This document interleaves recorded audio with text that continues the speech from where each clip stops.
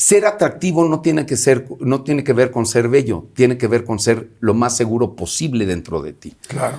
Yo era muy inseguro. Ah, ok.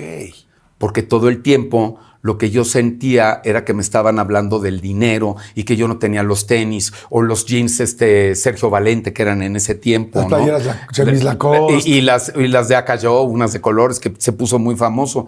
Entonces a cada rato yo tenía cosas. Un día hicieron un viaje a Ruidoso para esquiar en nieve y me invitaron porque pues a ver si va este güey y resulta que fui. Mi papá hizo todo un esfuerzo enorme y me mandó a Ruidoso. Y llegando a la montaña, me dejaron solo, Jordi. ¿Cómo crees? Y todo el mundo se iba a esquiar y todo el mundo se iba a esto. Y yo iba con mi dinero muy apretado. Y entonces tomé mi clase y me encontré a Gerardo Peniche, que se lo agradezco mucho, y lo menciono porque él era un chavo con el que yo me peleaba cada rato, pero por su carácter, a él le valía madres. Él no me bulleaba ni me decía jodido ni nada. Y él, el primer día que me vio, él venía bajando de una, él escriaba increíble. Me dice, ¿qué haces aquí? No, pues vente. Y me sube y me baja ahí en Ruidoso, que era una montaña chiquita, pero en las más duras. Y me baja y me enseña a esquiar. Y de 14, 15 años, güey, aprendes todo, eres de hule.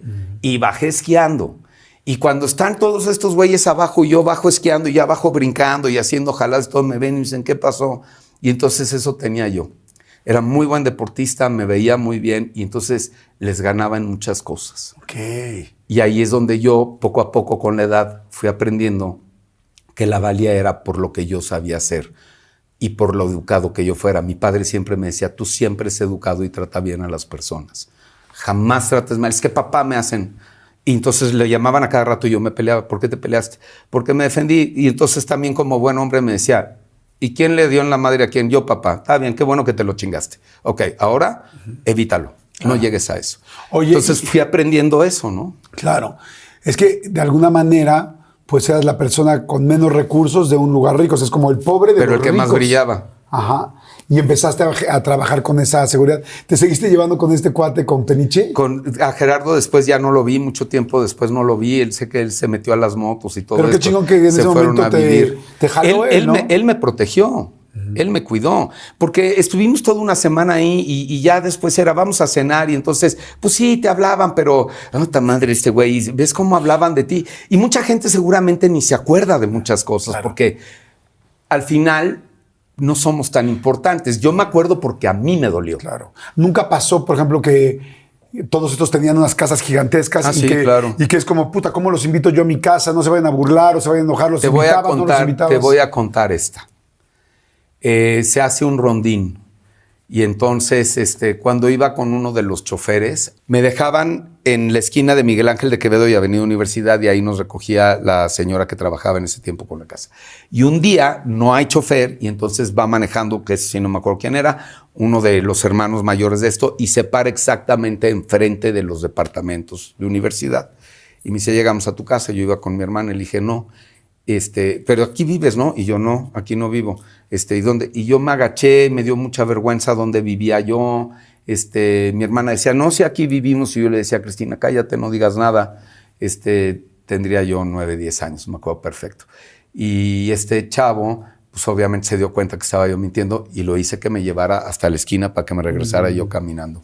De la vergüenza que me dio dónde vivía yo. Porque un niño no entiende de repente muchas cosas.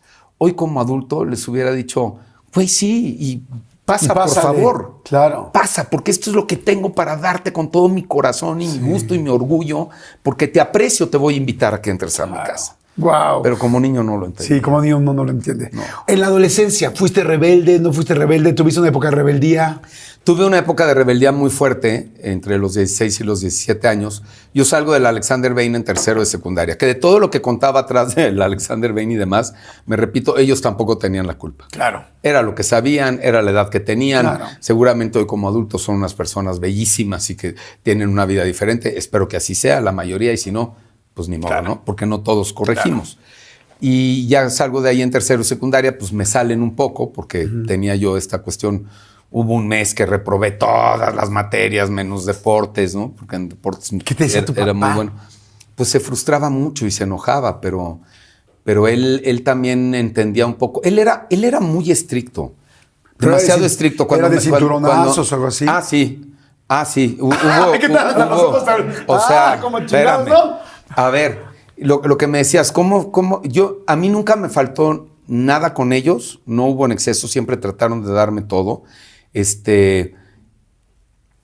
Fíjate, hiciste que me acordara de alguna vez hablando con Adrián Uribe en una comida que estábamos todos contando como anécdotas y decía, no mames, güey, yo era el jodido de mi escuela. Y me decía, sí, cabrón, tú eras el jodido en la escuela de ricos y yo era el jodido en la escuela de pobres.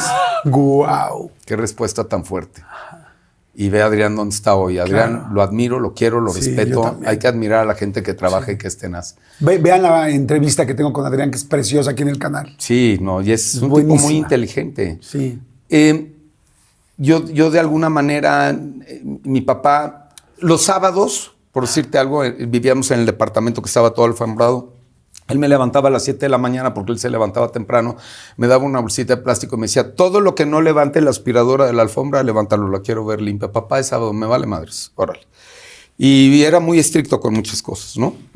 Un día en una bicicleta que me pregunta si me dan cuerazos, no me subí como él quería, que era como el tortillero, ¿no? Que la echaba a andar y de repente iba andando así en un pedal y subía la pierna y seguía andando en la bicicleta.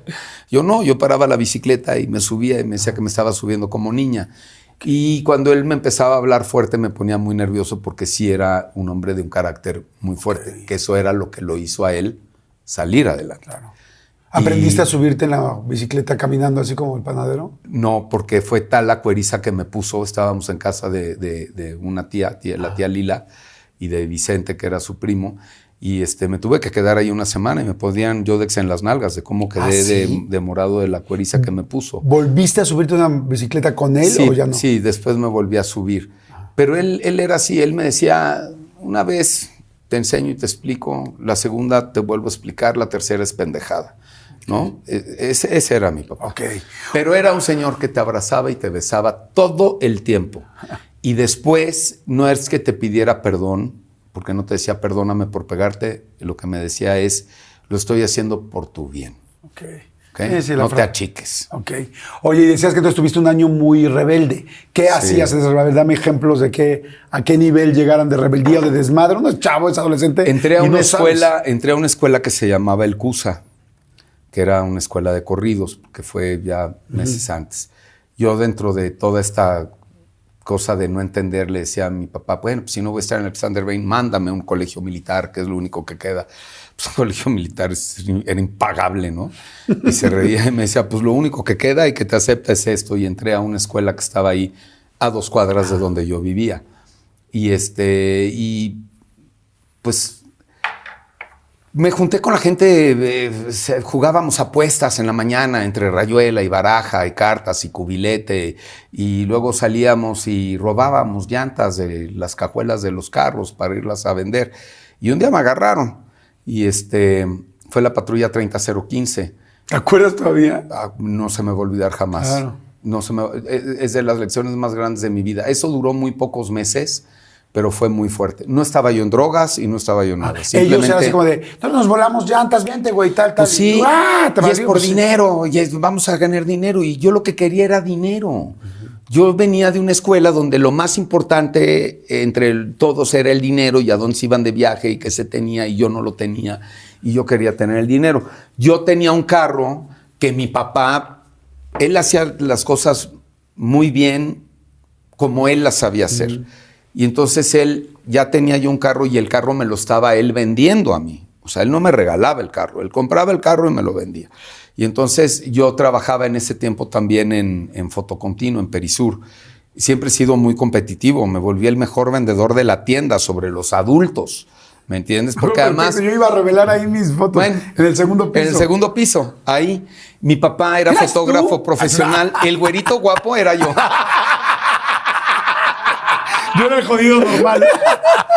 Sí, por eso no te atendía. Qué idiotas. Pero bueno, al final ahí, y entre que trabajaba ahí, trabajaba acá y le pagaba el carro a mi papá, y finalmente me agarra la patrulla. Fue la primera vez que realmente... Con lo de las llantas. Con lo de las llantas. Madres. Porque íbamos en mi carro y los otros se echaron a correr y yo me quedé ahí por mi carro.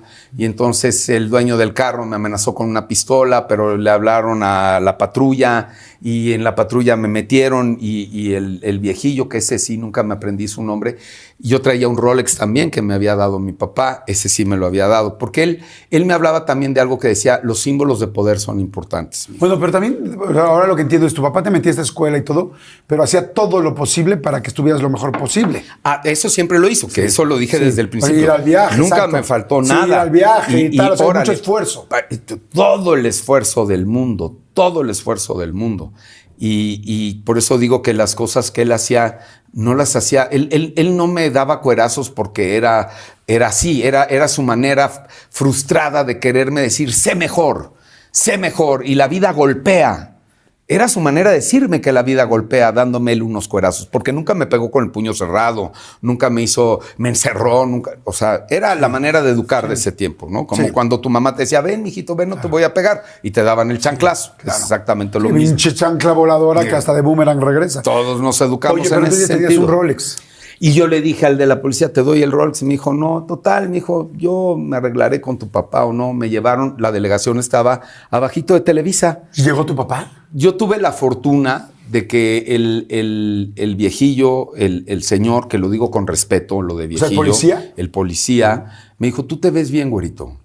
Palabras más, palabras menos. Tú no eres para estar allá adentro. Si tú entras allá, te van a hacer pedazos. Yo le voy a hablar a tu papá. Y vamos a ver qué. Y del teléfono de la esquina, yo le di el teléfono de la casa y llegaron mi papá y mi mamá.